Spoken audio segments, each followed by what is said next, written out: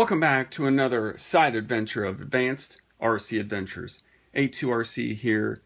This is a channel where we investigate, explore, build, and explain, upgrade, and advance Nitro RCs to another level. Come start another adventure with me. Today we have something fun and special. We have a vintage, brand new, in-box 18 CVR. For folks that are interested in this engine and haven't seen them before, or maybe folks that have and definitely love them, we're going to go over just a few small points from version 1 and version 2. I'm not sure if you know that there's a version 1 and version 2, but there are. The first version of the 18 CVRs came with the awesome, now vintage and very rare silver head. The ones that most everybody knows is the blue head, and that's what this version is here. We're going to be doing a little swap, getting ready for a future engine swap in a project car that we'll review in some time on the channel. But today we're just going to take care of the engine. So these parts are getting pretty rare at this point. What we have here is an 18 CVR crankshaft, and this is for a bump start standard shaft, which is actually pretty rare, not very common at this point. It's the same style crankshaft that is in the Silver RS4 build that you'll see on the channel in some upcoming episodes, but this is not for that car. It's for a different one. Let's open up this bag that probably hasn't been opened in 15 something years. So we've got a nice crank, standard shaft, nice big induction window, not knifed edge, not drilled and filled. Pretty common back balancer. You have your rod journal. Nice big open hole, but nothing fancy, no shark fins, no poured out. This is a typical 18 CVR. Produces a lot of horsepower from this package. That's the head. We'll do a comparison because we're going to take off the blue. The heads are very similar. This obviously is like a matte finish silver or chrome aluminum. And real quickly, there are two, like I said, there are two different versions. The first version only had a standard shaft and bump, and a standard shaft and pull start, which is the CVR-X. That's what the first version had. Here are specs. This is what what OS claims. Looks like it's 1.35 horsepower at 28,000 RPM with a max RPM of 32,000 RPM. Now I know that there's been some additional testing in the past on these engines, and they produce more than that, but that's what OS claims. OS generally claims under or at their horsepower and torque ratings, whereas there's other manufacturers that kind of over-claim. So on the V2 version, these are all the blue heads. We've got a standard shaft bump with a rotary. We have an SG shaft bump with a slide carb. We have a standard shaft X version with the pull start and a slide carb. Looks like we have a standard shaft with a pull start and rotary carb. And then they also introduced a short shaft standard with a pull start and rotary carb. So a lot more options on the V2. So let's set these to the side. So what we're doing is we're getting set for this swap. The engine that is in this car it's a bump start and slide carb. Before we go in there, I want to show you some fun stuff. These are massive foam 2-element filters. This is what comes in the box. The manual, obviously, the filter. Now, I don't know if you can have perspective on how big this filter housing is, but here is on the right hand side. This is what came on the original HPI 12E. Look at the size difference. Wow. You imagine that? We have this on a 12 size engine that produces about 0.4 to 0.5 horsepower, and then this is what OS decided to put into the stock box for an air filter for a 1.3, 1.4 horsepower 18 size engine. Just a little something fun for you guys to see. So this engine, let's set the engine box to the side. So on all my engines, now this one's in a baggie for easy opening, but I normally do a full seal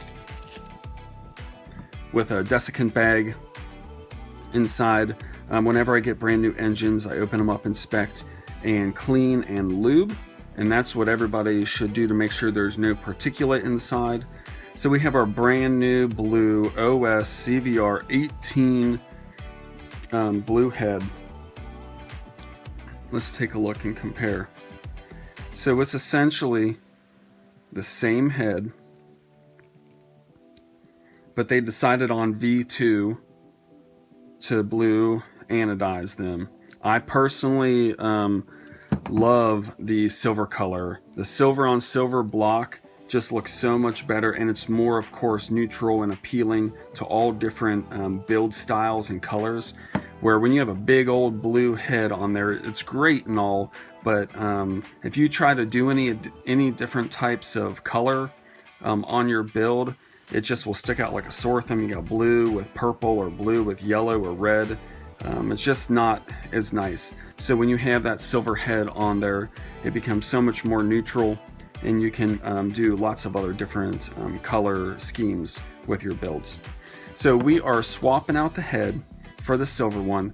We're going to open up the engine and show you the internals if you're not familiar with the OS 18 CVR. We're going to swap out this SG crank. The car that we're swapping this engine for in a later episode needs this pull slide, or the slide carb.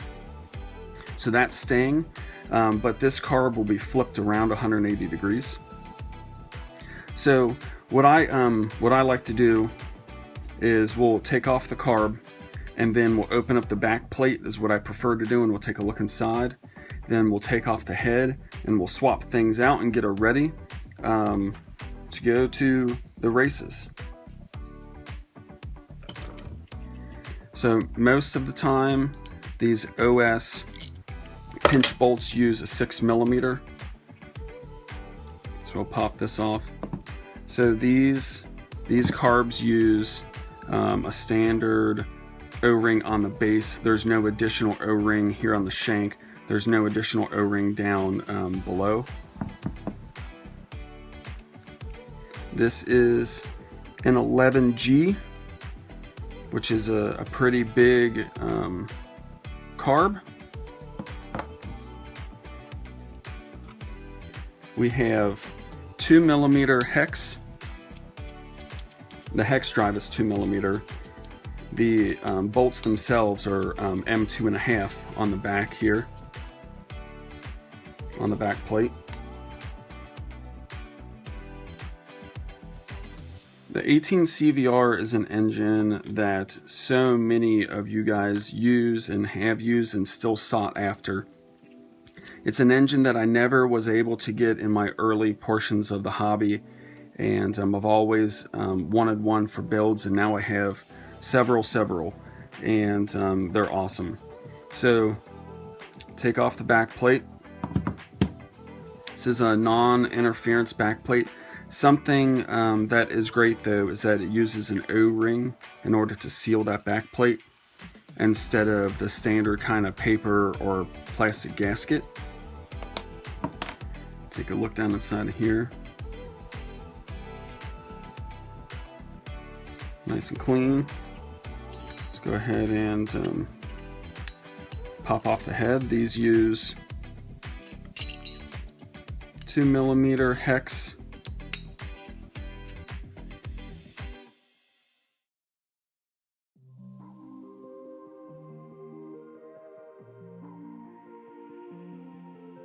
So now we have those bolts loosened up to give a little wiggle.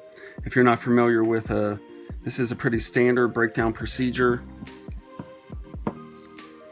Got our bolts down inside. We're gonna reuse those for the new head. We have the head shims down in here, which hopefully there's not too much oil on there and I'll be able to get those out and reuse them for the new head. So we have the same shim spacing, and we'll measure those and let you know what the thickness is. Here we have the top of the sleeve.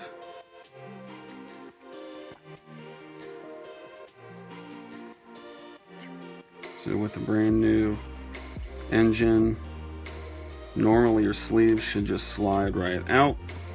So let's take a look at the sleeve right when we have it here in our hands. We have our exhaust port nice and wide. We have a side transfer port. These sleeves didn't come with any shark fins or anything for port timing or port advancement. Nice beveled induction or boost port. It's polished and that chrome got down on that beveled edge, which is nice. And then the other transfer port there. These are ABC, so aluminum, brass for the sleeve, and chrome for the interior portion coating of the sleeve.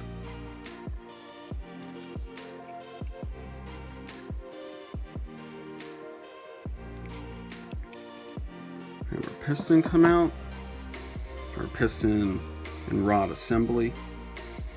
This uses a captured wrist pin with springs inside, oil port. That oil port goes to the front of the engine. This cutout here in the skirt of the piston always faces towards the front of the engine, so it misses the crankshaft. One oil groove up top. Nice pretty piston.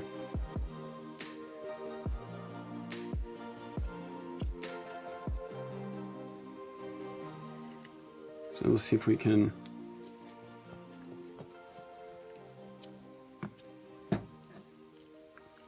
little push block.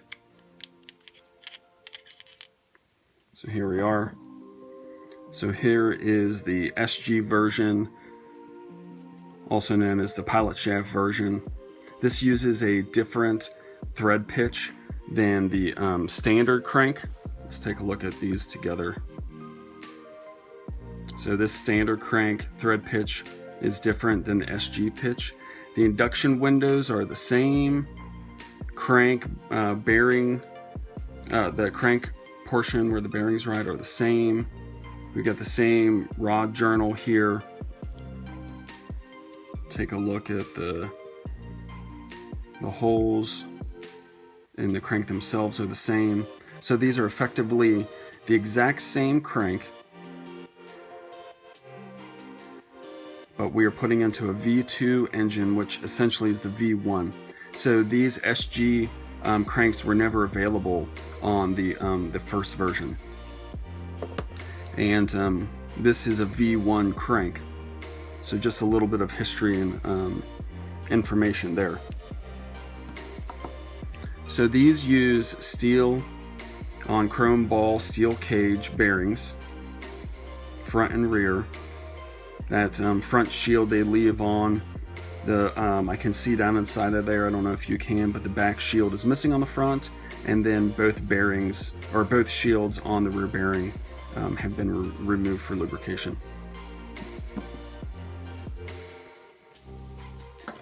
Okay, so let's not set this aside, just let's get these shims out real quick.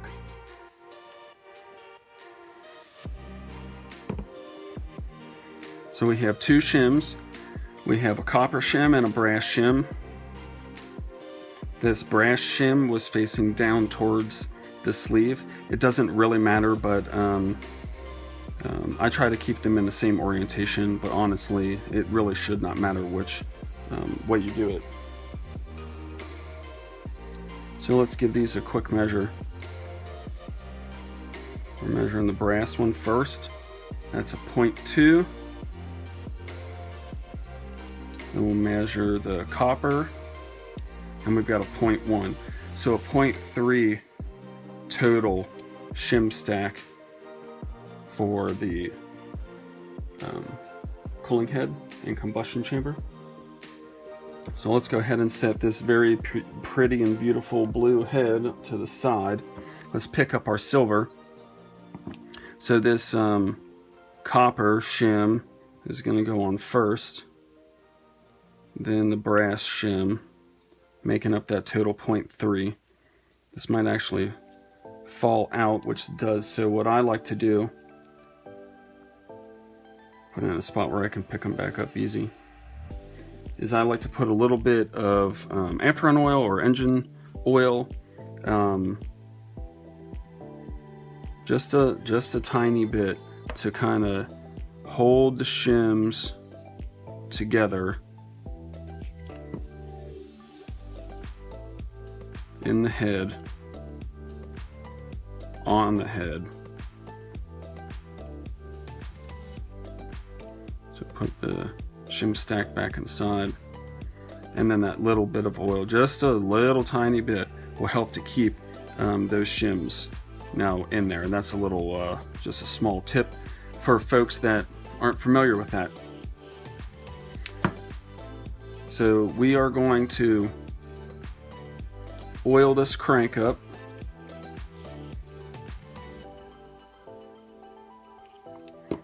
Put a touch of oil. The bearing's going to go on that rod journal. While this is open, we're going to put a little oil down inside.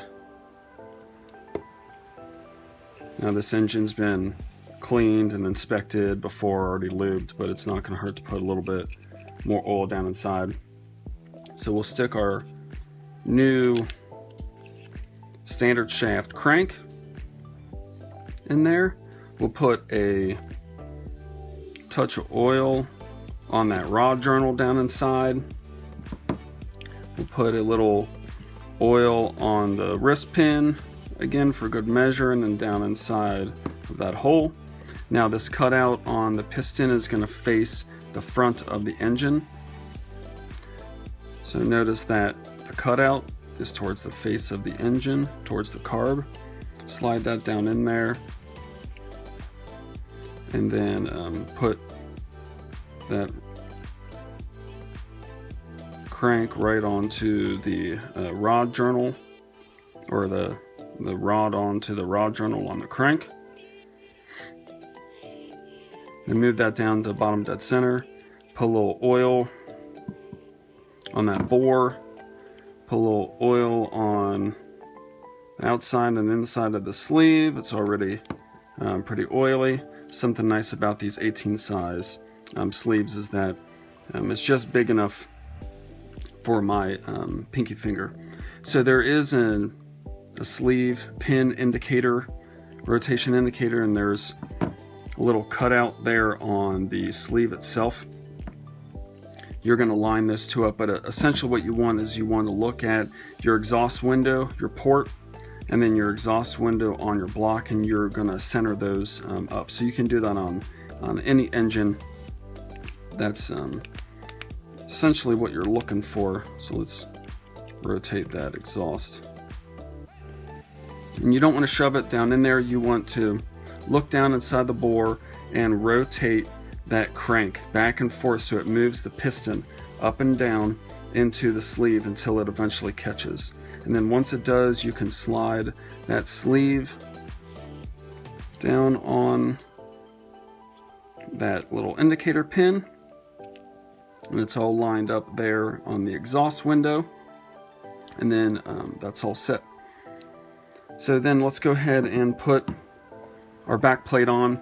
I just put a little drop of oil on that O-ring, smear it around, and really what's sealing is the O-ring. Since there's no gasket down inside of there, these bolts don't have to be tightened all that very much. They of course have to be snug, but you don't have to cram on them, and they're only M2.5s and the really short thread length.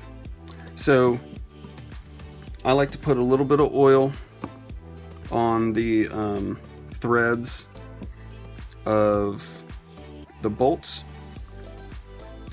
Keep that oxidation potential down between the steel and the aluminum block. And I'll do that with all of them. First, put the bolt on, get a little oil on the thread, and we will tighten these up with an X pattern, but right now I'm just winding them in until they touch.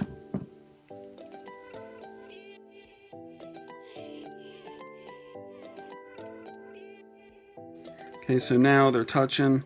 I'm just going to kind of cinch them up, go into that X pattern, torque pattern. And remember, these do not have to be super tight. They do need to be, of course, snug, but not anything crazy.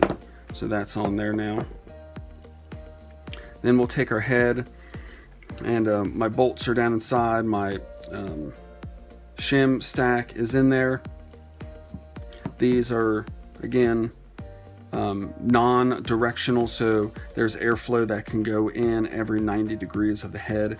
You want to line up these like cutouts, these slots, with the engine mounts area, and then you're ready to go. You put your head down on there, kind of rotate it a little bit so you can find where the head needs to go and locate. And since your bolts are in there, it'll kind of go into the holes a little bit. And I'll just kind of push down lightly onto the head and snug it in between my thumb and my hand in between the block, and squish it together a little bit while I rotate, make sure that it's centered. And all we're doing here is we're going to get the head snug before we actually do our tightening. So I'm just winding the bolt down until it stops while still applying some pressure between the bottom of the block and the top of the head so that it stays aligned in a sense.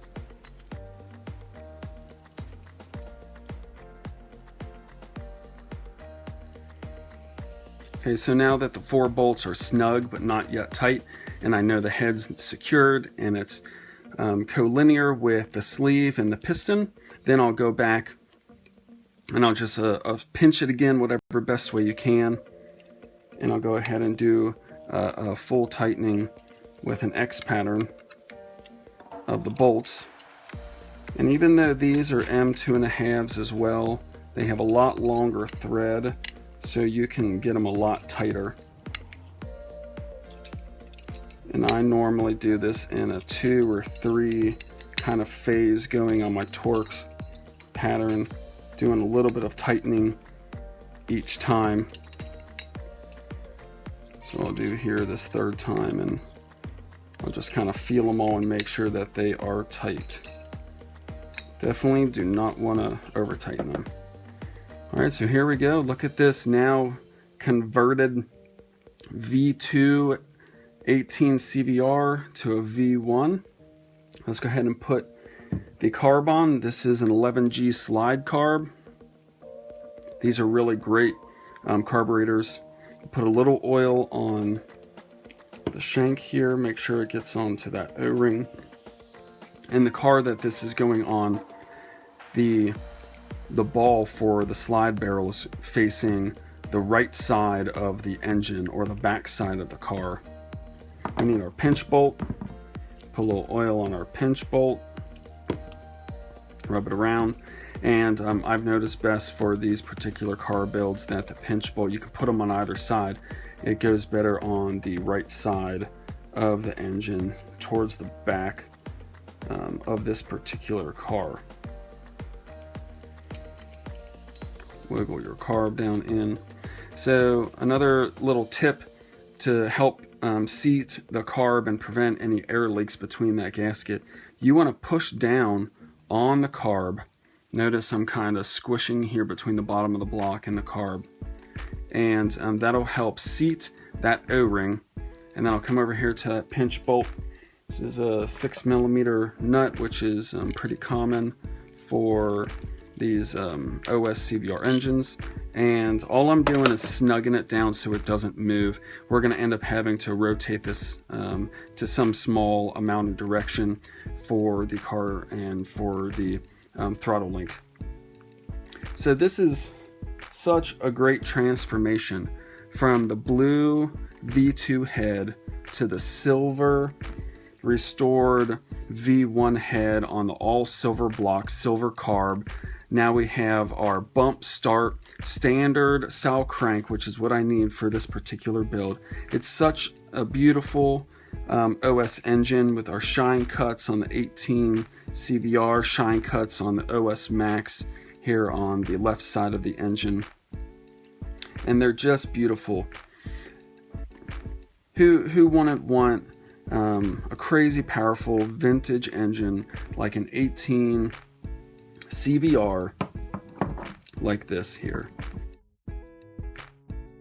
This has been an advanced RC adventure, side adventure, that will eventually turn into a full review of one of these vintage style cars that this now converted V1 OS 18 CVR engine will go into. Feel free to like, share, and subscribe. And again, if you like anything 10 scale, Nitro, and especially touring cars, then this is the place to be. So thanks for taking the adventure with me.